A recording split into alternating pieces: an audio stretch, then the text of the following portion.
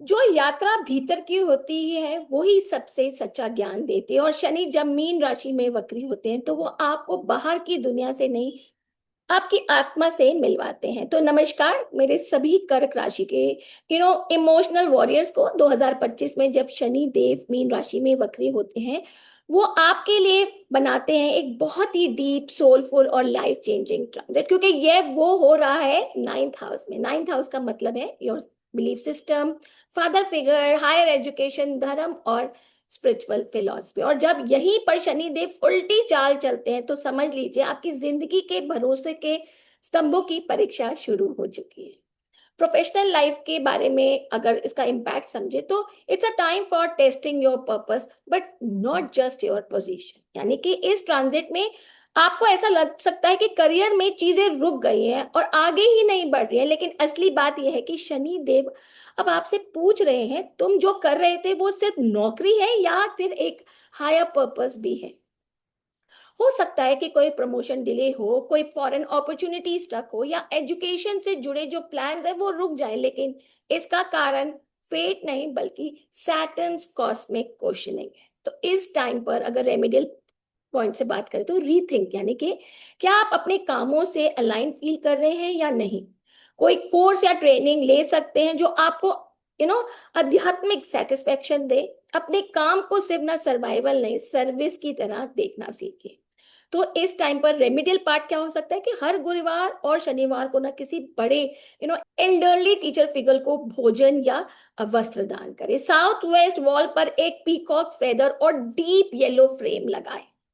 अगर आप personal impact पर वक्री शनि की बात करें तो faith, father and family distance, यानी कि नाइन्थ हाउस में जब शनि वक्री होते हैं तो आप महसूस करेंगे कि आपकी जो कोर बिलीव है ना वो टूट रही है। आपको लग सकता है कि कोई ऐसा था जिस पर आप आंख बंद करके भरोसा करते थे और अब वही पर्सन या विचार सिस्टम क्वेश्चन मोड में आ गया है। फादर से संबंधों में दूरी, मिसअंडरस्टैंडिंग्स या हेल्थ कंसर्न का समय भी हो सकता है। तो ऐसे टाइम पर हम क्या कर सकते हैं? देखिए, अगर एक पर्सनल पॉइंट से बात करें तो खुद से पूछिए क्या मेरा फेथ मुझे एक्सपैंड करता है या रिस्ट्रिक्ट। अगर फादर से दूरी या गलतफहमी है तो एक ऑनेस्ट हार्टफेल्ट मैसेज भेजिए। खुद की जो इमोशनल नर्चरिंग पर ना इस टाइम पर फोकस कीजिए।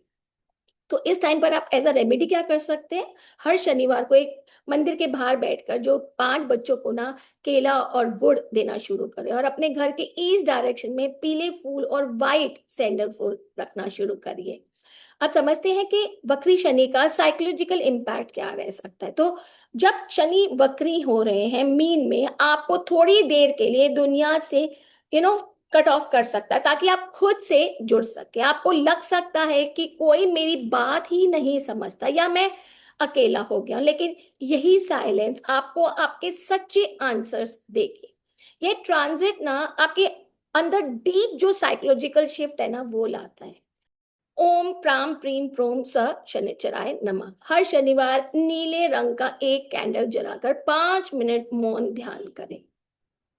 और अगर अब हम आगे बढ़ते हैं और स्पिरिचुअल इम्पैक्ट पर समझे कि वक्री शनि क्या करेंगे, तो वक्री शनि के लिए ना सबसे खूबसूरत जो पॉइंट है ना वो है हमारे लिए स्पिरिचुअल इवैल्यूएशन। यानी कि पाइसेस, वो भी नाइन्थ हाउस, दोनों ही डीपली स्पिरिचुअल है। और जब यहाँ शनि वक्री चाल चलते हैं तो समय होता है ब्लाइंड फेथ छोड़कर लिविंग ट्रुथ की ओर बढ़ने का। आपको अपने अंदर के जो गुरु से ना मिलवाया जाएगा और आवाज है जो अब तक दबी रही थी और अब साफ साफ सुनाई देगी। तो ऐसे टाइम पर हर रविवार को ना सुबह गायत्री मंत्र का जाप करें। किसी आध्यात्मिक स्थल की यात्रा की योजना बनाए, चाहे वर्चुअल ही क्यों ना हो।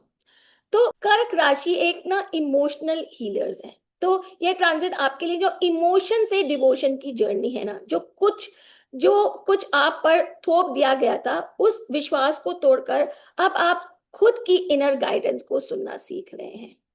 इस टाइम पर जो लकी कलर रहेगा वो है डीप येलो और लकी नंबर 9। और इस टाइम का मंत्र है माय पाथ में be different but if it is divinely guided. तो अगर आपको लगता है कि शनि देव आपसे कुछ कह रहे हैं तो कमेंट में लिखिए I choose truth over traditional और चैनल को लाइक सब्सक्राइब जरूर करिए।